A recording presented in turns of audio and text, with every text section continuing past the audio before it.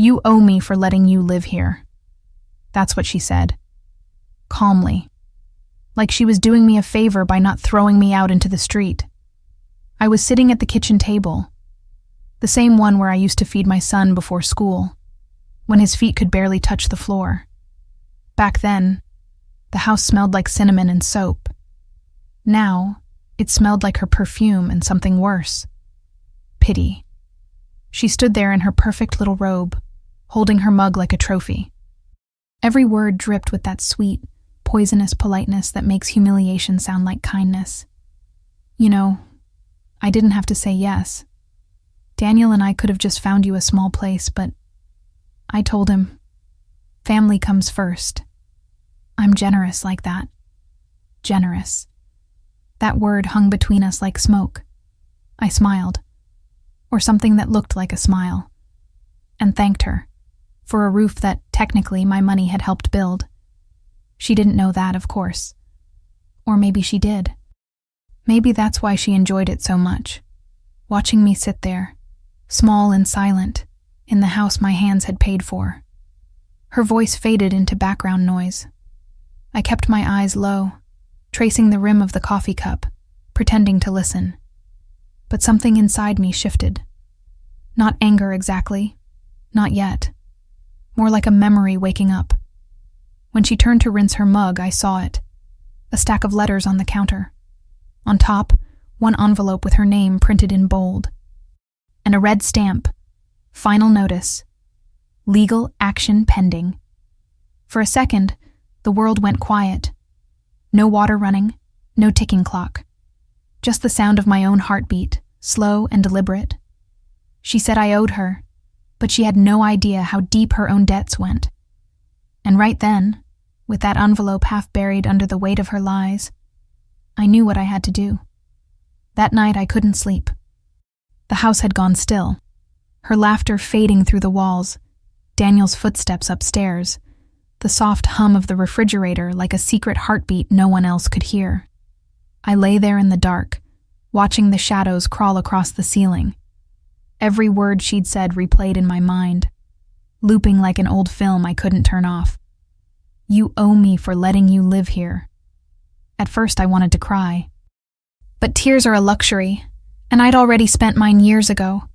When I buried my husband, when I worked double shifts to keep Daniel in school, when I paid the down payment on this house she now called hers.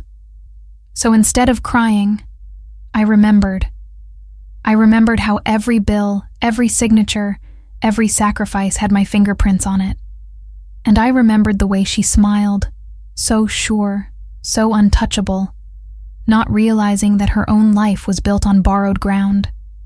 I got up quietly, walked barefoot through the hallway, careful not to wake anyone. The moonlight bled through the blinds, silver and cold, lighting the path to the kitchen. The envelope was still there. I touched it gently, like it might burn me. But I didn't open it. Not yet. Some things deserve to be witnessed, not rushed. I placed it back exactly where it was, memorized the return address, and went back to bed with a single thought whispering in my mind. You want to talk about debts? Fine. Let's talk about debts. Sleep never came, only the ticking of the clock, marking the first minutes of a quiet war. By morning, I had already decided I wouldn't confront her. Not yet. The best revenge doesn't announce itself. It waits, it learns, and when it strikes, it doesn't shout. It simply reminds you of what you owe. You ever had that moment? That quiet shift inside you, when you stop trying to be loved and start preparing to be remembered? When your silence stops being weakness and starts sounding like thunder? Sometimes, telling the story is the only way to breathe again. Subscribe to the channel and tell me, where are you listening from tonight? I started watching her the next morning. Not with anger. Anger is loud. It gives you away. I watched her the way a storm watches the coast. Silent, inevitable. Camila, that's her name, moved through the kitchen like it was a stage. She hummed as she packed Daniel's lunch, paused to fix her hair in the toaster's reflection, and kept her voice low when she talked on the phone. Too low. I wasn't supposed to hear. But I've lived long enough to know that secrets have a sound. Yes, I transferred it already. No, he doesn't know, she whispered, her back turned. Don't call this number again during the day. The words slid through the air like a knife. And just like that, I knew the envelope wasn't the only thing she was hiding. I stayed still, pretended to read the paper. My heart was pounding so loud it almost gave me away. But she didn't notice. She was too busy lying. Later, when she left for her volunteer shift, I took a walk through the house, my house, like I was visiting the ghost of a life I'd already lived. Her scent was everywhere. Her photos on the walls, her things in the drawers, her rules taped to the fridge. And then I saw it. The drawer she always locked. The one near the desk, under Daniel's old school trophies. Locked, but not closed properly. Inside, neatly folded, were receipts, printed bank statements, and a new credit card, all in Daniel's name. Every line dripping with numbers she couldn't afford. Every purchase another thread in the web she thought no one would see. I didn't touch a thing. Just stared, long enough to memorize the pattern of her downfall. The sound of the front door opening made me freeze. She was home early. I closed the drawer, turned, and met her eyes. She looked at me, really looked at me, for the first time in weeks. Something flickered in her gaze. Suspicion, or maybe fear. "Did you need something, Mom?" she asked. The word Mom came out like poison dressed as sugar. I smiled softly. "No, dear, just passing through," and walked away. But inside, something clicked into place. Because the thing about debts is, they don't vanish when you ignore them. They grow. And hers was about to mature. For the next few days, I became part of the background. Camila thought she'd won because I stayed quiet, because I smiled when she spoke. She didn't notice that my silence had changed shape. It wasn't surrender anymore. It was gathering. I started documenting everything: dates, calls, deliveries, the way she rushed to the mailbox before Daniel got home. Every lie leaves a footprint if you know where to look. At night, when the house slept, I'd open the drawer again. I never took anything. I just photographed the papers with my old phone, one page at a time. Her spending habits told a story louder than her voice ever could. 2 accounts, same transfers, and a name that wasn't Daniel's on the receiving end. I didn't know yet who he was, but I knew why. Some people crave admiration more than love. Camila was one of them, and admiration is expensive. One evening, Daniel asked me if I was comfortable, if I needed anything. He said it softly, distracted, eyes tired from work. I looked at him and realized that the same woman who once called me Mom with venom had learned to say honey to him with the same precision. It wasn't love. It was survival through manipulation. So I smiled, touched his arm, and said, "I'm fine, dear, just saving my strength." He laughed, not understanding, but someday he would. A week later, the first overdue notice came, addressed to him. She hid it quickly, thought I didn't see. But I did. That's when I started making copies. One for me, one for him, one for the day the truth would need witnesses. Still, I wasn't angry. Anger clouds the lens. I needed clarity. So I cooked, I cleaned, I listened. And every polite word she threw my way became another stitch in the tapestry of her downfall. One night, as she laughed on the phone, her voice light and careless, I whispered to myself, "You owe me for letting you live here." I wanted to see how it felt. Those words in my mouth. They didn't taste like bitterness anymore. They tasted like justice. Slow, patient, inevitable. Have you ever felt that moment when pain turns into focus? When every humiliation becomes fuel, and suddenly you stop being afraid? Sometimes telling is the only way to release what silence can't hold. The thing about lies is that they always leave crumbs. and I was hungry for the truth. It started with the smallest detail. A printed transaction with a name partially blacked out by her careless hand. But she didn't know I used to work in an office, long before she even met my son. I know how numbers hide, and I know how to read what people try to erase. So I enlarged the photo, adjusted the light, and there it was. Half a name. Enough to start. Rafael Mendez. A name I didn't recognize. Yet. That night, while Camila laughed in the living room with my son, I sat quietly in my room, the glow of my old phone lighting my face. Rafael Mendez. The name rolled around my mind like a matchstick waiting for friction. A few searches later, I found him. A man in his 30s. Marketing consultant. Married, at least on paper. But most interesting of all, he worked for the same company where Camila claimed to volunteer. So the volunteer job was a lie too. That explained the perfume she wore on Thursdays, the late-night showers, the meetings that ran long. I felt my pulse slow down instead of rise. Because this wasn't just betrayal anymore. It was an opportunity. The universe has a way of balancing accounts, sometimes through coincidence, sometimes through mothers who've had enough. I printed what I found. Slowly, carefully. Pages slid out of the old printer like confession notes from a sinner too proud to speak. His photo, her transactions, her messages. I didn't need to tell Daniel anything, not yet. Men never believe right away. They need proof that bleeds. The next morning, Camila looked radiant. She greeted me with that rehearsed kindness, kissed my cheek, said she was running late for her volunteer shift. Of course, I said, smiling. Don't be late, dear. You wouldn't want to make anyone wait. She froze for half a second. Barely noticeable, unless you were looking, and I was. Her mask didn't crack, but it shimmered, and sometimes that's all you need to see the fracture forming beneath.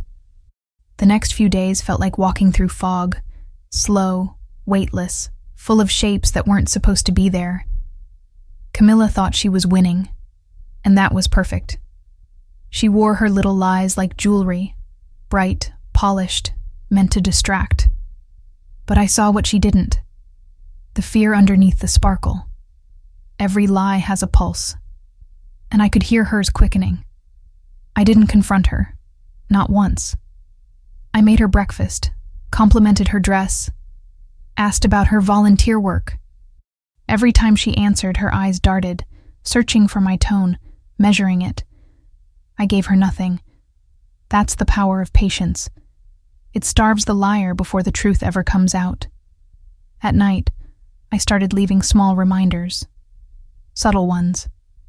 The printed page with Raphael's name, tucked between the electric bills on the counter. A copy of one of her receipts, folded into the laundry she left in the basket. Just enough to make her wonder if she was slipping. The first morning she found something. She went pale. I watched her from the corner of my eye as she pretended to look for her keys. She found the paper, her fingers trembling just slightly. She shoved it into her purse, forced a smile, and walked out without saying goodbye. It was working. By the third day, she'd started locking her drawer again. By the fourth, she stopped taking phone calls in the kitchen. And by the fifth, Daniel started noticing her silence at dinner. He didn't ask me anything, but he felt it, that invisible tension that fills a room before a storm breaks. That night, I heard them arguing softly in their bedroom, muffled voices, rising and falling, her excuses, his questions. Then, a silence so deep it rang in my chest like a bell. I sat on my bed, hands still, listening. I didn't smile. I didn't cry. I just breathed. Slow, steady. Because silence, when you've earned it, isn't emptiness. It's control. And when you finally hold control again, it doesn't sound like revenge. It sounds like peace preparing to speak. Have you ever had that moment? When the balance starts to tilt back toward you, quietly, naturally, like gravity remembering your name. Sometimes, telling it out loud is the only way to feel it for real. Subscribe to the channel and tell me, where are you listening from tonight? The idea came quietly, the way most dangerous ideas do. If truth needed a stage, I would build it for her. Daniel's birthday was in a week. Camila loved to host things, loved the applause, the compliments, the illusion of being admired. So I suggested a dinner. Family, a few of Daniel's co-workers, nothing extravagant. It'll be nice, I told her. You can show everyone what a perfect home you've made. Her eyes lit up. She agreed before she thought twice. That was the first step.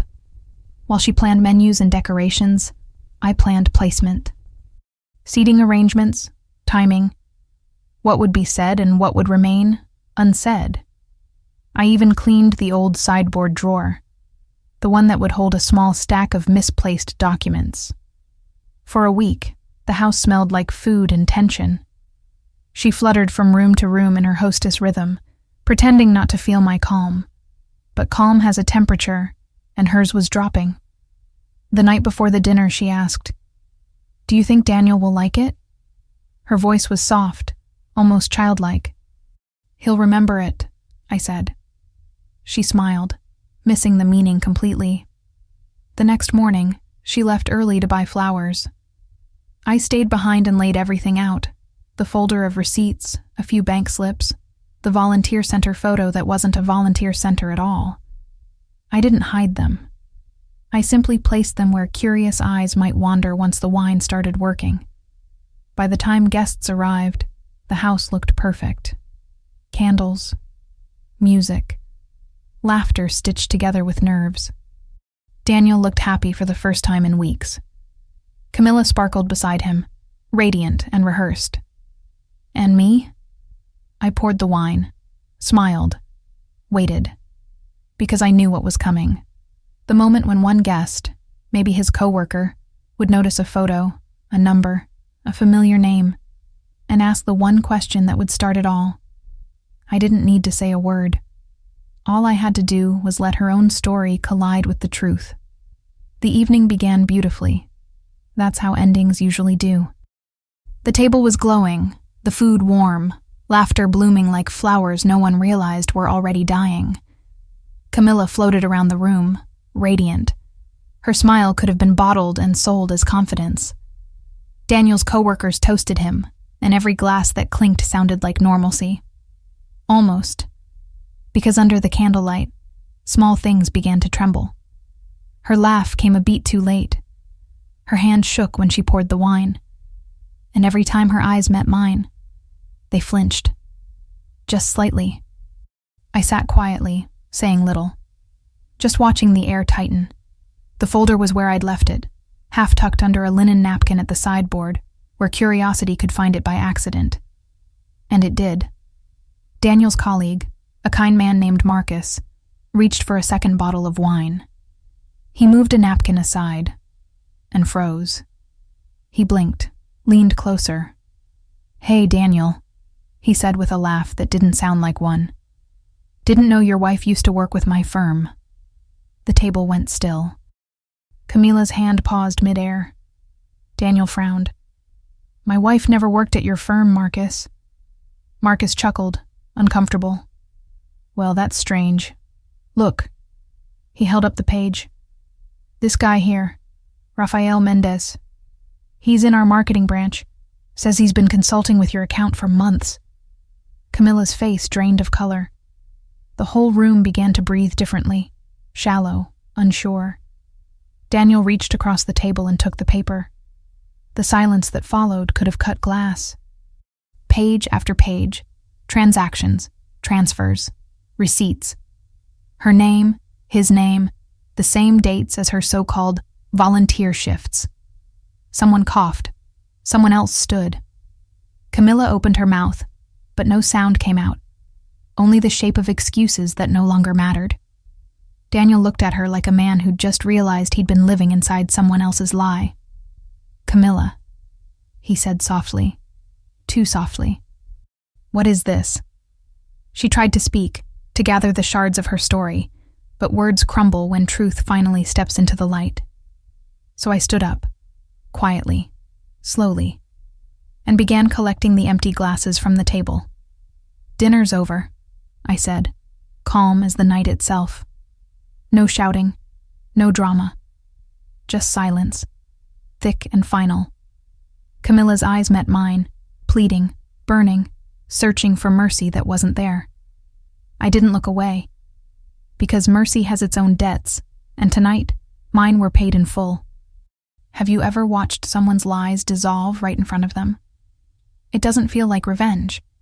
It feels like gravity, simple, certain, honest. Sometimes telling is the only way to breathe again. When the guests finally left, the house stayed full of air too heavy to breathe. The laughter had died in the doorway, and what remained was the echo of glass against wood and a truth that wouldn't sit down. Daniel stood near the table, still holding one of the papers, as if letting go would make the words disappear. Camila sat with her back to us both, the curve of her shoulder trembling under that bright silk dress she'd chosen to impress everyone.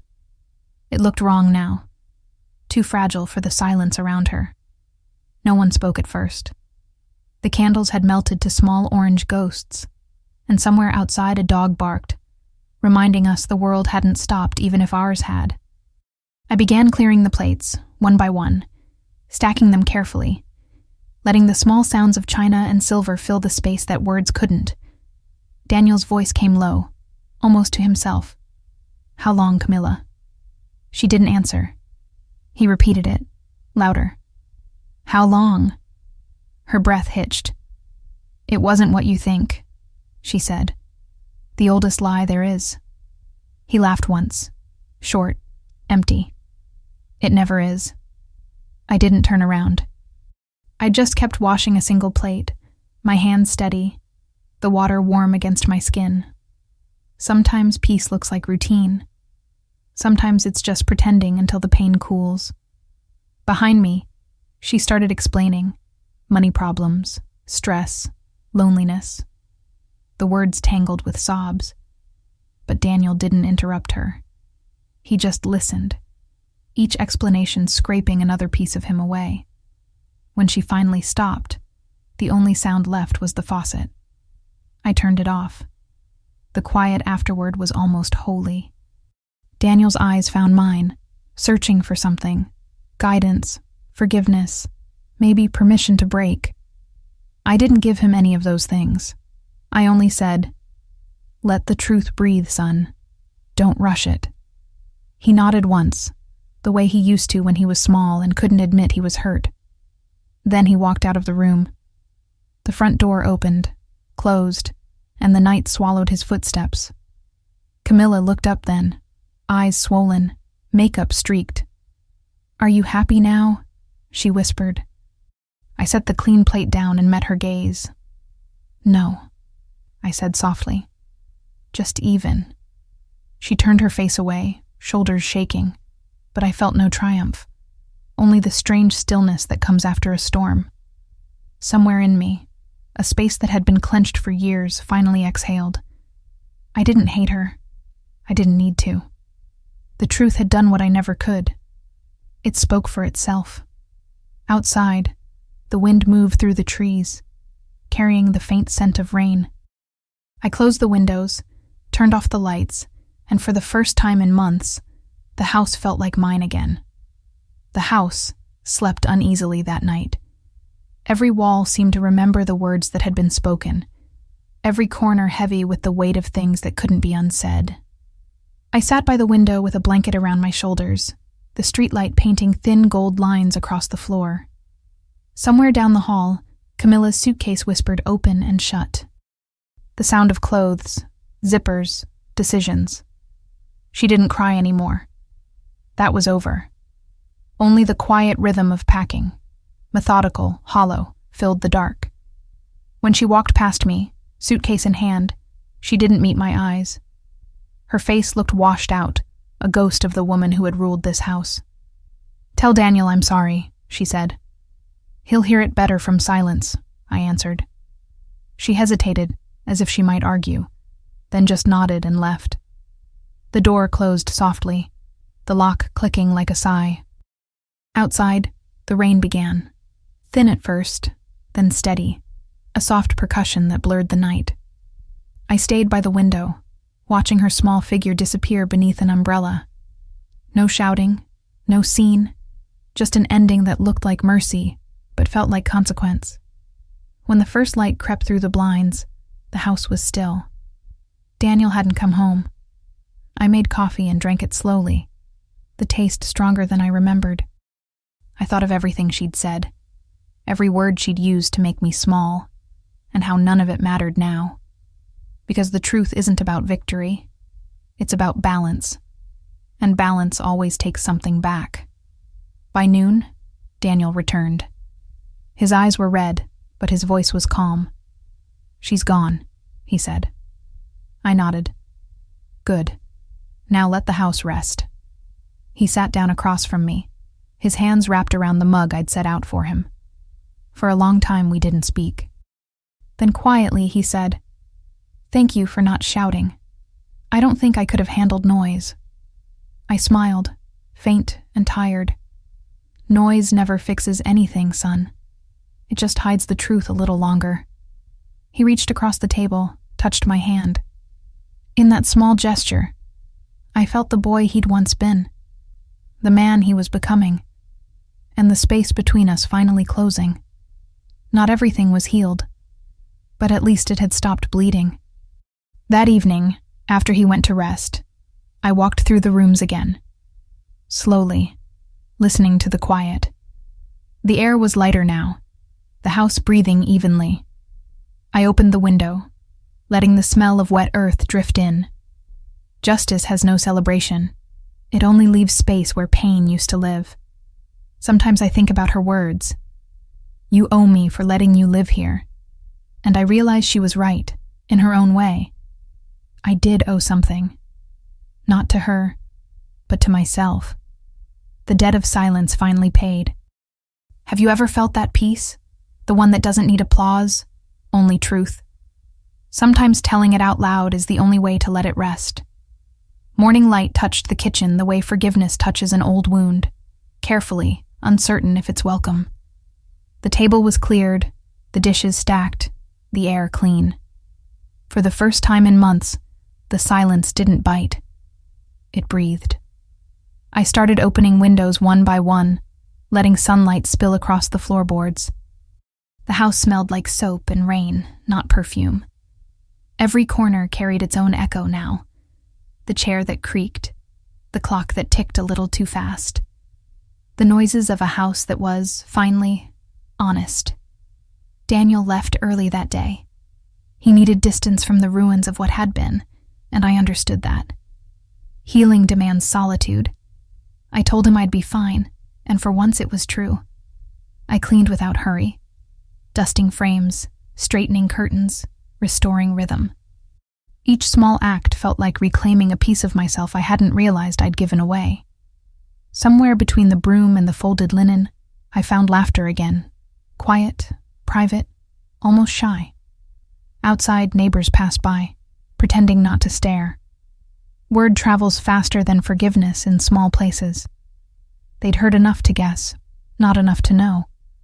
But I didn't owe them the details. Some stories are meant to stay whispered between the walls that held them. At noon, I brewed tea and sat by the window where she'd once stood giving orders. The garden looked different now. Maybe it always had, but I could finally see it. Green, uneven, alive. A bird landed on the fence, shook its feathers, and flew away again. Freedom looks simple when you watch it from the right angle. I thought of Daniel, of the boy who used to bring me wildflowers wrapped in notebook paper. Life had hardened him, and love had confused him. But the man he was now, quiet, deliberate, scarred, was beginning to resemble the kind of person I'd always hoped to raise. Sometimes truth doesn't destroy, it refines. I spent the afternoon writing letters I'd never send. To my husband, to the younger version of myself, to Camila. I thanked them all, even the pain. Because every heartbreak is a teacher if you stop arguing with it. The words came slowly, steady as breath. I'm not angry anymore. I just understand. When the sun began to fall, I made soup for 2 even though only 1 bowl would be eaten. Habit. Maybe hope. The light through the window turned everything gold, the color of endings that don't hurt anymore. For the first time, I wasn't waiting for footsteps or apologies. The quiet didn't scare me. It sounded like ownership, like a house remembering its true name. The next morning, I woke before the sun. The air was still cool, the kind that tastes like something new might be waiting.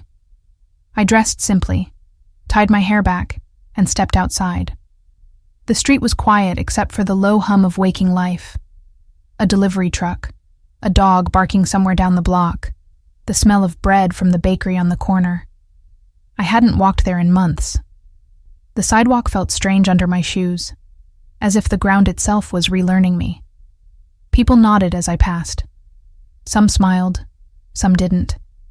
I smiled back at all of them. It's easier to forgive strangers. They never expected anything from you. I stopped at the small park where Daniel used to play when he was little. The swings squeaked the same way they always had, the paint on the slide peeling in the same places. I sat on a bench and let the morning sun find my face. I realized I'd been holding my shoulders tight for years without knowing it. The warmth loosened them.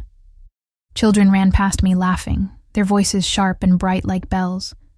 One of them looked up and waved. I waved back. It was such a small thing, but it felt like the world saying, "Welcome back." For the first time in a long time, I wasn't thinking about the past. I wasn't rehearsing old pain or reimagining the dinner or the envelope or the words that started everything. I was just here, breathing, present. When I returned home later, Daniel was already there, fixing the old clock in the hallway. He looked up, a faint smile breaking across his tired face. "You went out?" "Just for a walk," I said. "How did it feel?" I thought about it for a second. Like forgiveness, I think. He nodded, and for a moment, we just stood there in that quiet understanding only 2 survivors can share. Not victims, not heroes, just people who'd lived through something and found a way to keep breathing. That night, I sat on the porch with a cup of tea. The moon was clear, the air smelled of rain again, and for the first time, the house behind me didn't feel haunted. It felt honest. I thought about how she once said, "You owe me for letting you live here." The irony made me smile. Because in the end, it was she who taught me how to reclaim everything she tried to take. Freedom doesn't arrive with noise. It arrives quietly, on an ordinary morning, in a clean kitchen, in the sound of your own footsteps returning to the street. Have you ever had a moment like that? When the world feels new again, even though nothing around you has changed? Sometimes, telling is the only way to let it be real. Days started to find their rhythm. Morning sunlight through the curtains. Coffee that actually tasted like something. The simple comfort of quiet that didn't ache. At first I thought I'd grow lonely without someone else in the house. But solitude can surprise you. It's not emptiness. It's space finally returning to its rightful owner. One afternoon I walked back to the bakery. The woman behind the counter, Rosa, recognized me. "You haven't been in for a while," she said, sliding a loaf into a paper bag. "I was busy ending a chapter," I replied. She laughed softly, not asking for details. "Then here's to new ones." She added an extra pastry to the bag. Small kindness, big echo. People forget how powerful gentleness can be. I began to visit the park more often, sitting on the same bench, watching the world move without me having to fix it. One morning, an older man joined me. Thin, kind eyes, a cane resting against his leg. He nodded toward the empty swing. "My granddaughter used to fly higher than anyone else on that," he said. "She still come around?" I asked. "Not lately," he smiled. "Life keeps her busy, but I like to keep her seat warm." We didn't speak much after that. but the silence between strangers felt easier than most conversations I'd had in years. Each small encounter was a thread pulling me back into the fabric of life. I started volunteering twice a week at the community library. The smell of old pages, the hush of shared space. It reminded me that stories are how people survive each other. When someone returned a book, I'd ask what they thought, and sometimes they'd stay to tell me everything. Pain, laughter, love. Everyone owes and pays in different currencies. One afternoon, a young girl named Emma came often, quiet but curious. She reminded me of myself at her age, careful with her words, but hungry for the world. She asked what I liked to read. I told her, stories where people remember their worth. She smiled and said, then maybe you should write one. The idea startled me. Writing had always felt indulgent, but maybe that was exactly what healing required. Permission to speak after years of swallowing truth. That night, I opened an old notebook. Its pages yellowed, corners bent. The pen shook in my hand at first, but the words found their way. I lived in a house that forgot my name, and then I remembered it myself. I kept writing until the moon rose, until the page felt like a mirror finally telling the truth back to me. Sometimes beginnings don't announce themselves. They whisper. A loaf of bread, a conversation on a park bench, a blank page waiting to be honest. The notebook became a habit. Every morning I'd sit by the kitchen window, the one that faced east, and let the first light fall across the page. I wrote about the small things at first. The smell of coffee, the sound of the gate creaking, the way rain gathers in the cracks of the sidewalk. Then, slowly, I began to write about her. Not as the villain of my story, but as a woman who built her walls from fear and forgot to leave a door. Writing didn't absolve her. It just made the picture whole. Daniel read the first few pages one evening. He said nothing for a long time, just turned the paper between his fingers as if it might break. "It's good," he said finally. "It's not supposed to be," I answered. "It's just supposed to be true." He nodded. "Then keep writing." So I did. Pages became chapters, and the chapters began to sound less like confession and more like clarity. I started meeting Rosa after work, sometimes with the man from the park. His name was Henry. He brought flowers one day, wild ones from the field near the highway. "They're not perfect," he said. "That's why I like them." I smiled because I understood. The three of us would sit outside the bakery as the afternoon turned honey-colored, talking about nothing in particular. Ordinary talk. The kind that stitches a day together. After years of surviving on tension, peace felt extravagant. At the library, Emma kept reading. She'd run up to me with new books, her eyes bright. "I think I found another story about someone who gets stronger," she'd say. "That's the only kind worth reading," I'd answer. She asked once if my own story had a happy ending. I told her I didn't believe in endings, only pauses where you catch your breath. She liked that. So did I. One afternoon, Daniel came by the library, stood in the doorway watching me shelve books.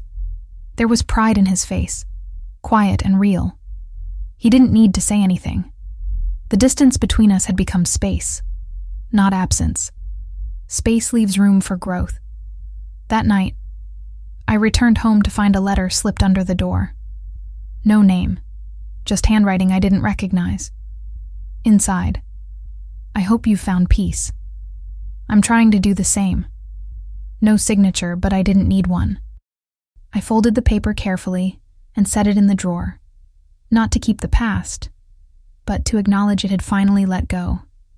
The sun dipped low, the walls glowed amber, and the house felt lighter than it ever had. I whispered to no one, "This is what freedom sounds like." Have you ever felt it? That moment when light itself feels like forgiveness? Sometimes telling is the only way to begin again. Subscribe to the channel and tell me, where are you listening from tonight? It started with Rosa. One afternoon at the bakery, she asked if she could read what I'd been writing. I hesitated. Truth feels smaller when spoken aloud, but she promised she wouldn't judge. So I gave her a few pages, the early ones, the ones still rough around the edges. The next day, she slid them back across the counter, eyes shining with something I hadn't expected. Recognition. "It's beautiful," she said. "And it hurts. That's how you know it's real." She asked if she could share it with someone at the community paper. I said yes, half expecting nothing to come of it. But a week later, the editor called. He wanted to print one of my essays, The House That Forgot My Name. Seeing it in print felt like standing outside myself. The words looked different on paper, sharper, more certain. I bought 5 copies and laid one on the kitchen table. Not as proof of success, but as evidence of survival. Letters began arriving at the library, handwritten notes from women and men I'd never met. They spoke of small humiliations, quiet recoveries, the slow rebirth that follows a heartbreak no one saw. One woman wrote, "You told my story without knowing me." Another said, "I read it aloud to my daughter, so she wouldn't mistake silence for kindness." I cried after that one. Not the broken kind of crying, but the kind that feels like rinsing away old dust. Daniel found me sorting through the letters one evening. "People really read it?" he asked. "People need to see themselves somewhere," I said. "Sometimes they just need permission." He smiled, and something in his face softened. The guilt, the confusion, all the pieces that had once been heavy between us. "You gave them that," he said. "No," I corrected. "The truth did." I began writing more often. Early mornings before the library opened, or late nights when the city went quiet. The stories weren't just mine anymore. They belonged to every person who'd ever been told to be grateful for crumbs. Rosa framed the newspaper article and hung it near the counter. "People need to know they can come back from anything," she said. And maybe she was right. One afternoon, as I walked home, a stranger stopped me on the street. She looked nervous, clutching her phone. "Are you the woman who wrote about the house?" "I am," I said. "Thank you," she whispered. I left mine too. She smiled through tears, then walked away. I stood there for a long time, watching her disappear into the crowd, realizing my story had never really belonged to me. It was a bridge, not a confession. Weeks passed, and the story refused to fade. More papers shared it. A podcast invited me to talk, not as a victim, but as a woman who remembered herself. I almost said no. The idea of speaking my pain aloud to strangers felt too raw. But Daniel encouraged me. "You told the story once to survive," he said. "Now tell it so someone else can." So I went. The studio was small, the host kind. She asked how it felt to live through something that almost erased me. I told her the truth. It wasn't surviving that changed me. It was realizing I didn't need anyone's permission to exist afterward. When the episode aired, messages poured in. Not all were soft. Some questioned, some doubted. But most simply said, "Me too." It struck me how universal silence can be, how familiar the shape of endurance is across lives. At the library, people began leaving little notes between book pages, lines of gratitude, fragments of their own healing. One man wrote, "I read your story to my mother before she passed. She said it made her less afraid. I kept that one in my wallet. Camila never contacted us again. Sometimes I wondered where she went, if she ever rebuilt herself somewhere else. Part of me hoped she did. Not for her sake, but for Daniel's. Some ghosts deserve peace too, as long as they keep their distance." Henry still visited the bakery, his cane tapping the rhythm of patience on the tiles. We'd share coffee, talk about nothing important, and sometimes that nothing felt like everything. He once said, "Funny how we think life ends after pain, when it's only just beginning." I smiled because I understood. Life doesn't end when the hurt stops. It begins when you stop organizing your days around it. On the anniversary of the dinner, the night the house spoke, I lit a single candle. Not for revenge, not for loss, but for gratitude. For the lesson, the voice, the courage to tell it. I placed the candle by the window where I'd first written those words. I lived in a house that forgot my name, and then I remembered it myself. Outside, the street was quiet. The same dog barked in the distance, the same wind brushed through the trees. But everything felt different, because I was different. I realized then that legacy isn't about how many people hear your story. It's about how many hearts recognize themselves in it and decide to keep going. You ever feel that? When your own pain becomes a lantern for someone else's darkness? That's what truth does. It travels. It heals what you'll never see. It arrived on a Wednesday, tucked between bills and advertisements, wrapped in an envelope too plain to be ordinary. No return address, only my name written in a hand I hadn't seen in almost a year. The ink pressed heavy, as if each letter carried hesitation. I knew before I opened it who it was from. Camila. I sat at the kitchen table for a long time, the kettle hissing behind me, steam ghosting the window. The house was quiet except for that sound, the soft reminder that time still moves, even when you hesitate. Finally, I tore the edge open. I don't expect forgiveness. I just need you to know I'm trying to start again. I have a small place now, nothing much. I'm working at a cafe. Sometimes I see families come in and I wonder if people can really change. I hope so. Tell Daniel I'm sorry for everything I broke. Tell yourself too. There was no signature, just the faint imprint of a hand that had once tried to control everything and now barely held a pen. The paper trembled slightly as I read. Not from me, but from her. The marks of someone learning how to be small after mistaking cruelty for strength. I didn't cry. The tears belonged to the past. Instead, I felt something softer, an understanding without affection, compassion without invitation, the kind of peace that doesn't erase, just acknowledges. Daniel came home later, coat damp from rain. I handed him the letter. He read it slowly, jaw tight, then folded it once and set it on the table. "Do you want me to reply?" he asked. "No," I said. "Some apologies are complete only in silence."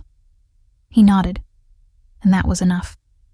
That night, I found myself standing by the window again, the same window where so many chapters had started and ended. The candle from the anniversary still sat there, half melted. I lit it once more, not as forgiveness, but as acknowledgement. The flame flickered low and steady, the color of closure. Outside, rain turned the streetlights into halos. I watched droplets gather on the glass until they blurred everything beyond it. For a moment, I saw the outline of who I used to be, the woman who waited for permission to exist. And then, I saw her fade. The house was quiet, but it wasn't empty. It was alive, breathing with every story that had lived inside its walls. I whispered to it, to myself, "We made it through. Not everyone gets to close their own circle." I did. After the letter, the house fell quiet again, but it was a new kind of quiet. No longer waiting, simply resting. I tucked Camila's words into the back of a drawer, beside the old photographs I never managed to frame. Not to keep her near, but to remind myself that endings can be gentle if you let them. The following morning was bright and sharp, the sky washed clean after the night's rain. I walked through the garden barefoot, dew gathering at my ankles. The soil smelled alive. I hadn't stepped outside without shoes since Daniel was a child. I'd forgotten what earth felt like. Cool, forgiving, honest. A robin landed on the fence, chirping loudly, as if scolding me for staying away so long. I laughed, and the sound startled even me. It had been years since laughter came without effort. Maybe this was what peace really sounded like. Not silence, but the small noises you stop noticing when you're afraid. Inside, I brewed coffee and sat at the table, the same place where everything had once begun to unravel. Now it was just a table again. Wood, grain, light. The memories remained, but they no longer owned the room. I ran my fingers over the surface and whispered, "Thank you for surviving with me." Later, Daniel joined me. He was quiet, thoughtful, the kind of man who'd learned how to carry truth without letting it crush him. "I've been thinking," he said, "about moving, starting somewhere new." "Then go," I told him. "Take the good parts with you. Leave the rest here. The house knows how to keep secrets." He smiled, and for the first time, it looked real. We didn't need long speeches. The distance between us had already healed. When he left for work, he paused at the door. "You're okay?" "Better than that," I said. "I'm free."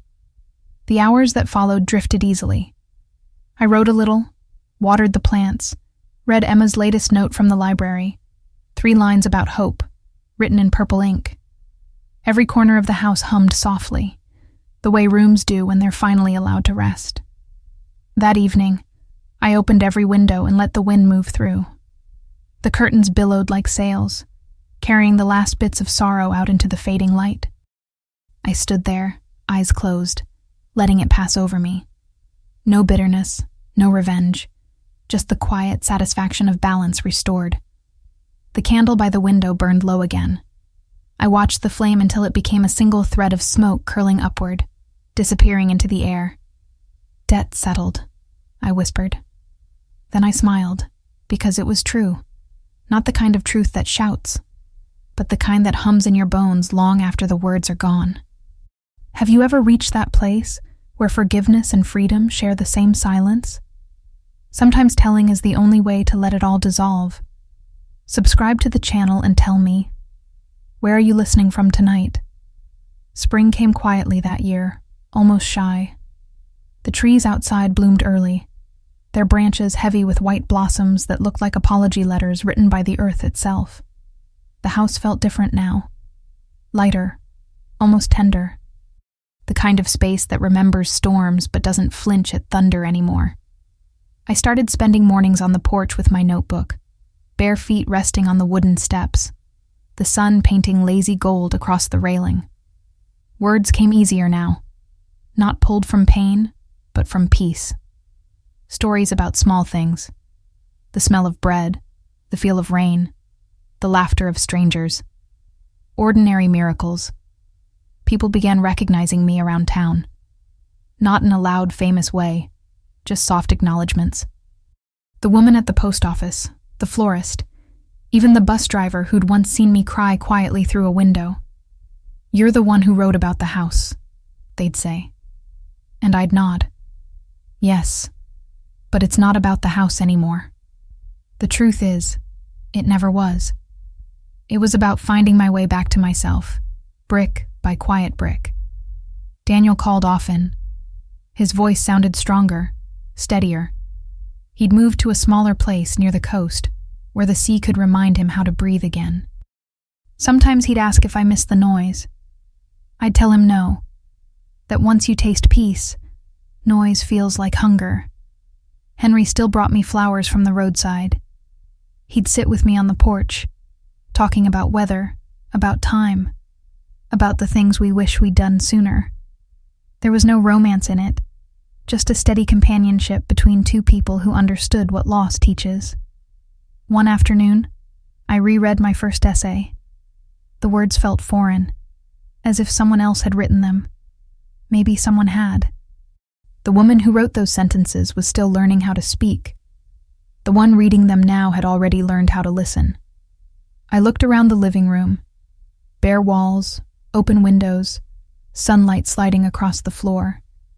This was no longer the house that forgot my name. This was my house. It didn't need decoration or applause. It only needed breath. I closed the notebook and whispered a quiet promise to myself. I will not live waiting for debts to be paid. I will live collecting mornings. Outside, a child laughed somewhere down the street, and the sound carried like a song. I smiled because I knew. The world moves forward whether you're ready or not. But healing means choosing to move with it. Evening fell slow that day, the kind of dusk that lingers on purpose.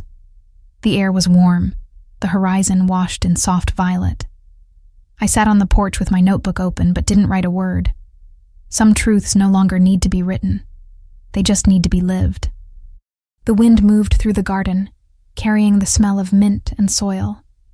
The same plants that once wilted under neglect now leaned toward the fading light, still reaching. Survival, I realized, isn't about strength. It's about direction. You don't have to be unbreakable. You just have to keep growing toward something brighter. I thought about every version of myself that had lived inside this house. The frightened one, the silent one, the one who smiled through humiliation, the one who finally spoke. They all existed together now. A chorus instead of a wound. We had made it home. Daniel called as the stars began to appear. "Just wanted to hear your voice," he said. "You sound happy," I told him. "I think I am." "Good," I said. That's all the apology I ever needed. After we hung up, I looked at the sky, the same sky that watched everything, patient and endless. It felt good to know that life keeps going, indifferent and kind in equal measure. I wasn't angry anymore. I wasn't even sad. I was simply here. I poured myself a glass of wine, raised it toward the open air, and whispered the quiet toast of women who survive. To remembering our own names. The words didn't echo. They just settled gently into the evening, absorbed by the walls that had heard it all. Inside, the clock ticked. The house breathed. Somewhere, a train passed in the distance, its whistle long, low, almost tender. For a moment I imagined all the lives moving out there, all the people starting over without realizing how brave they were just to keep going. Maybe that's what justice really is. Not revenge, not punishment, but the simple act of continuing. I stood and walked back inside, closing the door behind me. The lights glowed soft, the room's calm. On the table lay my notebook, half filled and waiting. I picked up the pen and wrote one last line. Not an ending, just a promise.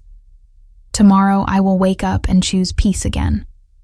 I smiled as I set the pen down. Outside, the first stars brightened like small affirmations. The world was still imperfect, still full of debts and apologies, but I no longer belonged to any of them. Have you ever felt that moment? The one where the story finally exhales, and you realize it was never about revenge, but about returning to yourself? Sometimes telling is the only way to begin again. Subscribe to the channel and tell me, where are you listening from tonight?